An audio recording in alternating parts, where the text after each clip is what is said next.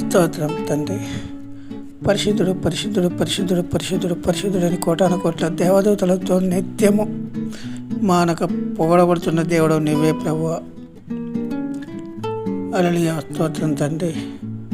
ఈ దినము, ఈ సమయం, ఈ క్షణం నీవు ఇచ్చిన ప్రార్థన తండ్రి. ఇది ప్రార్థన చేయడానికి నువ్వు సాయం చేశావు. హల్లెలూయా. స్తోత్రం. 7వ అధ్యాయంలో నుండి 22 నుండి 23 వరకు వాక్యము చదివి, మత్తయి సువార్త 7వ అధ్యాయము 22 నుండి 23 వరకు చదివి వాటిని వివరించే శక్తి మాకు దయచేతండి. లోతైన మర్మాన్ని దయచేతండి. బ్రతుకుట క్రీస్తు కొరకే బ్రతకాలి, చనిపోతే క్రీస్తు కొరకే చనిపోవాలని సమస్త మానవులు, బంధుమిత్రులు మీ అందరం గ్రహించే శక్తి కూడా దయచేతండి. హల్లెలూయా. స్తోత్రం. నీ సిలువ చాటును నన్ను మరుగుపరిచి కొన్ని మాటలు, నీ మాటలు, నీ ఆలోచన, నీ క్రియలు మాలో పెడుతున్నందుకు కోటాను కోట్ల స్తోత్రాలు చెల్లిస్తున్నాం. బ్రతుకుట క్రీస్తే మరణమితులా అని గ్రహించే శక్తి సమస్త మానవులకు, బంధుమిత్రులకు దయచేస్తూ ఉన్నాం తండ్రి. ఈ వాక్యము వివరణ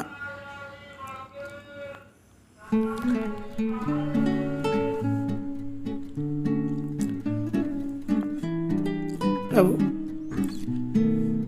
7వ అధ్యాయము, మత్తయి సువార్త 7వ అధ్యాయము 21 నుండి 22, 23 వచనాలు చదువుకుందాం. ప్రభువా ప్రభువా అని నన్ను పిలుచు ప్రతి వాడును పరలోక రాజ్యంలో ప్రవేశింపడు గాని పరలోకమందున్న నా తండ్రి చిత్తము చేయువాడే ప్రవేశించును. ప్రభువా ప్రభువా అని నన్ను పిలుచు ప్రతి వాడును పరలోక రాజ్యంలో ప్రవేశింపడు గాని పరలోకమందున్న నా తండ్రి చిత్త ప్రకారము చేయువాడే ప్రవేశించును. ఆ దినమందు అనేకులు నన్ను చూసి ప్రభువా ప్రభువా అని మేము నీ నామమున దయ్యములను నీ నామమున ప్రవచింపలేదా, నీ నామమున దయ్యములను వెళ్ళగొట్టలేదా, నీ నామమున అనేకమైన అద్భుతములు చేయలేదా అని చెప్పుదురు. అప్పుడు నేను మిమ్మును ఎన్నడను ఎరగను, అక్రమము చేయు వారలారా నా యొద్ద నుండి పోండని వారితో చెప్పుదును. కాబట్టి ఈ మాటలు విని వాటి చొప్పున చేయు ప్రతి వాడును బండ మీద తన ఇల్లు కట్టుకున్న బుద్ధిమంతుని పోలి ఉండను. 21 నుండి 24 వరకు చూసుకుందాం. ప్రభువా ప్రభువా అని నన్ను పిలుచు ప్రతి వాడు పరలోక రాజ్యంలో ప్రవేశింపడు గాని పరలోకమందున్న నా తండ్రి చిత్త ప్రకారము చేయువాడే ప్రవేశించును అని 21వ వాక్యంలో ఈ మాటలు చెప్పబడున్నాయి కదా. అయితే ఇప్పుడు ఈ లోక సంబంధమైన దాని గురించి యేసుక్రీస్తు ప్రభు మాట్లాడా, పరలోకమందున్న తండ్రి చిత్తము నెరవేర్చువాడు అని మాట్లాడాడు. మనం ఆలోచించాలి. ప్రభువా ప్రభువా పదానికి పదం మనం విడదీసి చదవాలి. అని నన్ను పిలుచు ప్రతి వాడును పరలోక రాజ్యంలో ప్రవేశింపడు గాని పరలోకమందున్న నా తండ్రి చిత్త ప్రకారము చేయువాడే ప్రవేశించును. తండ్రి చిత్తం అంటాడు, పరలోకమందున్న తండ్రి చిత్తం అంటాడు. తండ్రి చిత్తం ఎవరు ఎరిగి ఉన్నారు? యేసుక్రీస్తు ప్రభు ఒక్కడే ఎరిగి ఉన్నాడు. యేసుక్రీస్తు ప్రభు ఒక్కడే తండ్రి చిత్తం ఎరిగినవాడు. ఆయన తండ్రి చిత్తం ఏదో ఈ 4 సువార్తలలో చెప్పబడి ఉన్నది. ఏ 4 సువార్తలు? మత్తయి సువార్త, మార్కు సువార్త, లూకా సువార్త, యోహాను సువార్త. ఈ 4 సువార్తలలో ఆయన మాటలు, యేసుక్రీస్తు మాట్లాడిన మాటలు రాయబడి ఉన్నాయి. మనము గ్రహించాలి. ఎందుకంటే తండ్రి చిత్తము నెరవేర్చువాడే అన్నాడు. తండ్రి చిత్త ప్రకారము చేయువాడే ప్రవేశించును అన్నాడు. తండ్రి చిత్తము ఒక యేసుక్రీస్తు ప్రభు మాత్రమే ఎరిగి ఉన్నాడు. యేసుక్రీస్తు ప్రభు మాత్రమే ఎరిగుండి అక్కడున్న సంగతులను ఇక్కడ బోధించిన మానవులకు 4 సువార్తలలో. ప్రతి మాట యేసుక్రీస్తు ప్రభు మాట, ప్రతి మాట మనం గైకొనాలి. గైకొన్నప్పుడు పరలోకమందు ఏం చిత్త ప్రకారం అనేది మనకు అర్థమవుతుంది. ఇక్కడ ఈ 4 సువార్తలలో చదివినప్పుడు 4 సువార్తలలో మాట్లాడిన మాటలు యేసుక్రీస్తు ప్రభు, ఆ మాటలు కనుక మనం గైకొని మనం కనుక ఈ 4 సువార్తలలో దేవుడు మాట్లాడిన మాటలు, యేసుక్రీస్తు ప్రభు మాట్లాడిన మాటలు గైకొంటే మనం తండ్రి చిత్తం నెరవేర్చినట్టు. వాస్తవం కూడా ఆ దినమందు అనేకులు నన్ను చూసి ప్రభువా ప్రభువా మేము నీ నామమున ప్రవచింపలేదా, నీ నామమున దయ్యములను వెళ్ళగొట్టలేదా, నీ నామమున అనేకమైన అద్భుతములు చేయలేదా అని చెప్పుదురు అన్నాడు. ఇప్పుడు నీ నామమున మనం ఇప్పుడు ఉన్న కొంతమంది బోధకులు ప్రవచింపలేదా అని అంటాను. ఎవరి నామమున ప్రవచించిండ్రు? యేసుక్రీస్తు నామంలో ప్రవచనాలు చెప్పేవారు అనేకులు వచ్చారు. ఇప్పుడు అనేకులు వచ్చిన తర్వాత ఆయన నామమున దయ్యాలను వెళ్ళగొడతాను అని చెప్పేవారు వచ్చారు. ఆయన నామమున అనేకమైన అద్భుతాలు చేయలేదా అని చెప్పేవారు వచ్చారు. ఇప్పుడు ఇది ఈ ప్రవచనాలు చూసి మరే అని చెప్పుదురు. అప్పుడు నేను మిమ్మును ఎన్నడను ఎరుగను, అక్రమము చేయు వారలారా నా యొద్ద నుండి పోండని వారితో చెప్పుదును అన్నాడు. అక్రమము చేయు వారలారా అన్నాడు. మరి వీళ్ళు అక్రమం గురించి యేసుక్రీస్తు ప్రభు చెప్పాడు కదా. ఈ లోక సంబంధమైన బోధలు చేస్తూ, ఈ లోక సంబంధమైన ఆలోచనలు చేస్తూ, నీ నామమున మేము వెళ్ళగొట్టాము, నీ నామమున మేము ఇది చేశాము, నీ నామమున అది చేశామని చెప్పేవారు అనేకులు వస్తున్నారు. అయితే మిమ్మల్ని ఎరుగను అంటాడు ప్రభు. వీరికి ఈ 4 సువార్తలలో యేసుక్రీస్తు ప్రభు ఏమని మాట్లాడాడో వీరికి అర్థం కాలేదు. నీ నామమున దయ్యాలను వెళ్ళగొట్టినంత మాత్రాన, ఇప్పుడు యేసుక్రీస్తు నామమున దయ్యాలను వెళ్ళగొట్టినంత మాత్రాన నీకు తలుపు తీస్తానని లేదు.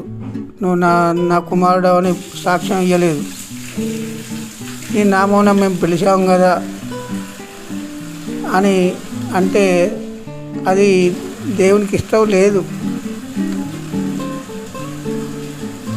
మరి ఆయన నామంలో దయ్యాలను వెళ్ళగొట్టినాము, ప్రవచించాము, అద్భుత కార్యాలు చేస్తున్నాం. మరి చేస్తే మీరు ఎవరు అని అంటున్నాడు కదా ప్రభు. మత్తయి సువార్త 7వ అధ్యాయము 21, 22, 23 వచనాలలో ఏమని చెప్తాడు? 22వ వచనంలో మీరెవరో నాకు తెలియదు అని అంటాడు. మరి ఆయన నామంలోనే కదా ఇదంతా జరిగింది. మరి ఇప్పుడున్న అద్భుతాలు చేసేవాళ్ళు, పేర్లు పెట్టి పిలిచేవారు, వీరు ఎక్కడ ఉండాలి? మరి వీరి పేర్లే తెలియదట ప్రభువుకు. మీరు ఎవరో తెలియదు అంటాడు, తలుపు తీయను అంటాడు. బోధకులు అర్థం చేసుకోవాలి. అందుకే ఎవరి 4 సువార్తలలో ఆయన మాటలు అన్నిటినీ క్రోడీకరించాలి. 4 సువార్తలలో ఏమని మాట్లాడాడు, ఏమని చేయమన్నాడు? నా తండ్రి చిత్త ప్రకారము చేయువాడు అని అన్నాడు. తండ్రి చిత్తం ఏంది అసలు? ఆత్మీయ బోధలు చేయాలి ప్రతి బోధకుడు. ఇప్పుడు ఈ లోక సంబంధమైన బోధ కాకుండా పరలోక సంబంధమైన బోధ చేసేవాడే పరలోక రాజ్య సంబంధి, పరలోక రాజ్యానికి వారసుడు. మరి తండ్రి చిత్తమే అది. ఇప్పుడు వారసులు అన్నాడు. వారసులు అంటే ఆయన మొత్తం పనులన్నీ నెరవేర్చాలి. నేను దయ్యాలను ఎలాగొచ్చిన పేర్లు పెట్టి పిలిచాను, నేను అద్భుతాలు చేశాను నీ నామంలో అంటే మీరెవరో నాకు తెలియదని ఇక్కడ ప్రభు చెప్తున్నాడు. కృపావరాలు అనగానే కృపావరాలు పట్టుకొని కృపావరాలలోనే నాకు కృపావరం ఇచ్చిండు దేవుడు, నాకు కృపావరం ఇచ్చిండని ఒక్కొక్కరు ఒక్కొక్క వేషం ధరిస్తున్నారు, వెలుగుదూత వేషం. ఆ వెలుగుదూత వేషం వేసుకున్న వారందరూ ప్రతి వారిని నువ్వు రా నా కుమారుడు నా కుమార్తె మీరు పరలోక రాజ్యంలో మీరు ప్రవేశించుదురు అని ఇక్కడ చెప్పలేదు కదా. వెలుగుదూత వేషం వేసుకొని కృపావరాలని పేర్లు పెట్టుకున్నారు. అందరికీ ఇయ్యబడును, అడుగు ప్రతి వానికి కృపావరాలు కానీ ప్రతి వానికి రోగాలు కానీ నీ విశ్వాసం నిన్ను స్వస్థపరచును అన్నాడు. మరి స్వస్థపరచును అంటే ఇప్పుడు పెద్ద పెద్ద బ్యానర్లు పెట్టుకొని కూడికలు, స్వస్థత వరాలు మాకు ఇచ్చాడు, మీరు రండి మా దగ్గర రండి, హరిహర కళా భవన్ రండి, సికింద్రాబాద్లో ఉంది, మీకు స్వస్థత వరాలు నాకు ఇచ్చాడు, మీకు స్వస్థతలు జరుగుతాయి అని బ్యానర్లు పెట్టుకొని బ్యానర్లు వేసుకొని సోషల్ మీడియాలో అలచల్ చేస్తూ వచ్చేవారు ఉన్నారు. ఇప్పుడు అమ్మతయ్య లాంటి వారు, బెల్లంపల్లి ప్రవీణ్ లాంటి వాళ్ళు. మరి ఇద్దరికే ఇచ్చాడా? ఆ ఇద్దరి పేర్లు బైబిల్లో ఎక్కడైనా ఉన్నాయా? లేవు. మరి వారిద్దరికే ఇచ్చినట్టు వారికి ఎట్లా అర్థమైంది? అడుగు ప్రతి వానికి ఇయ్యబడును అని ఉంటుంది వాక్యంలో. అడుగు ప్రతి వానికి ఇయ్యబడును. మనం విశ్వాసం దేవుని మీద ఉంచినట్టయితే ఎవరికి వారు బైబిల్ చదివి బైబిల్ ప్రతి దినము బైబిల్ చదవాలి. ప్రతి విశ్వాసే అనుకున్నవారు బైబిల్ చదవకపోతే అర్థం కాదు. ఇలాంటి మోసం చేసే వాళ్ళు వస్తారు, ఒక దిక్కు జనాన్ని అంతా కూడగొడతారు, మోసం చేసి నీ విశ్వాసం లేదు కనుక నీకు తగ్గిపోలేదంటాను. అరే ఇప్పుడు నీ విశ్వాసాన్ని బట్టి దేవుడే ఏమన్నాడు? నీ విశ్వాసాన్ని బట్టి నీకు ఇది జరిగిందమ్మా అని చెప్పిండు. మనం ఆ దేవుడి కంటే గొప్పవానివా? నీ విశ్వాసం నిన్ను స్వస్థపరచును అన్నాడు ప్రభు. ఇప్పుడు వీరేం చేస్తాను? మా దగ్గర కృపావరాలు ఉన్నాయి, నేను 40 రోజుల 50 రోజుల ఉపవాస ప్రార్థన చేశాను, నాకు కృపావరం ఇచ్చిందంటాను. ఇచ్చింది తెలియదు, ఇయ్యది తెలియదు. అమ్మ తెలియకు 50 రోజులు ఉపవాస ప్రార్థన చేసిందట, వీరికే ఇచ్చిందట.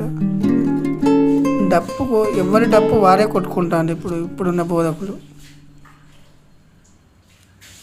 నీ డప్పు విశ్వాసులు కొడతారు, నీ డప్పు నువ్వు కొట్టుకోవాల్సిన అవసరం లేదు. సాక్ష్యం ఎవరు చెప్పాలి? నీకు కృపావరం ఇచ్చినట్టు వేరే వాళ్ళు చెప్పాలి. నీకు నువ్వే చెప్పుకునేది అది నీ కృపావరం కాదు. అది అబద్ధ బోధకులు చెప్పుకునే మాటలు, అవి అపవాది సంబంధులు అలా చెప్పుకునేవారు. మీరు ఎవరో నాకు తెలియదు అంటాండి ఇక్కడ. ఇప్పుడు నీవెవరో తెలియదు. బైబిల్ అంతా ఇప్పుడు 4 సువార్తలలో ఆయన మాట్లాడిన మాటలు గైకొని వారు ధన్యులు. ఆయన మాటలు ఎంతమందికి అయితే అర్థమవుతాయో, పరిశుద్ధాత్మ ఎంతమందికి అయితే బోధిస్తారో వారు పరిపూర్ణులవుతారు. దయ్యాలను వెళ్ళగొట్టలేదా? రక్షింపబడతలేరా? లక్షల మంది వస్తలేరా? లక్షల మందిని ఏమని చెప్పిండు? శిష్యులను తయారు చేయమన్నాడు. మీరు శిష్యులే కనుక శిష్యులను తయారు చేయమంటే ఇప్పుడు ఏం చేస్తాను? విశ్వాసులుగా, ఆ దైవ సేవకునికి విశ్వాసులుగా తయారు చేసుకొని కూర్చుండబెడతాను. యేసు ప్రభువుకు శిష్యులు కాదు మీరు. యేసు ప్రభువుకు శిష్యులు అయినట్టయితే తలుపు తీస్తాడు. మా సేవకుడు మా మందిరం అని చెప్పేవాళ్ళు అనేకులు వచ్చారు. ఇప్పుడు అబద్ధీకులు, విశ్వాసులు అలానే ఉన్నారు, బోధించే బోధకులు అలానే ఉన్నారు. మా మందిరం అంటాను. మా మందిరం అయితే నీ మందిరం అయితే మరి దేవుడు ఎందుకు నీ మందిరంలో ఉంటాడు? నా దేవుడు అంటాను. నీ దేవుడు అయితే విశ్వాసులకు దేవుడు ఎవరు? విశ్వసించిన వారికి దేవుడు ఎవరు? ఈయన కాదా దేవుడు? నమ్మిన ప్రతి వానికి దేవుడు యేసుక్రీస్తు ప్రభు. దేవుని పిల్లలారా గ్రహించుదాం, గమనిద్దాం. ఈ రోజైనా. ఎందుకంటే ఎప్పుడు ప్రాణం పోతుందో తెలియదు.